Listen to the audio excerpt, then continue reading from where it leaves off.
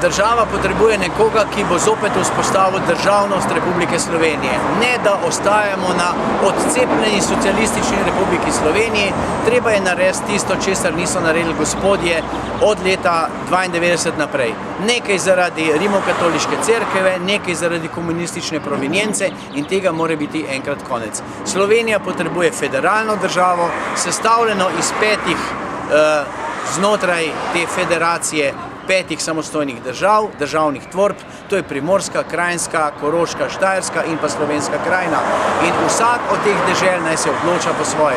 Tako je bilo nekoč in to temelji na Karlovem manifestu iz 16. oktobra 1918. To je edini državnopravni dokument, ki za Slovenijo velja. Vse ostalo, kar se grejo naši kvazi znanstveniki, kvazi mednarodni pravniki in kvazi specialisti, ne pomeni čisto nič. Skratka, ne smemo podleči vsem tem tendencam in vkolikor bom jaz izvoljen, bom to naredil. Sloveniji bom vrnil državnost, Slovencem bom dal tisto, kar smo in smo bili vedno in bomo. In še nekaj, treba je prenehati govoriti o Sloveniji kot o deželi morilcev, kjer so sama grobišča. Treba je narediti en skupni osari, eno punkt, kjer bi zbrali vse ostanke teh žrtev iz Slovenije in jih pokopali na enem mestu.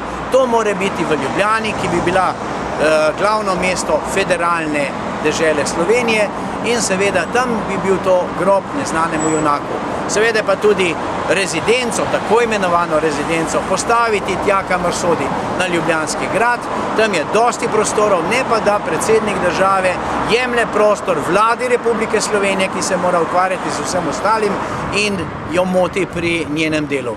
Skratka, za narediti je veliko in če bo kdo to zmogel, sem to jaz.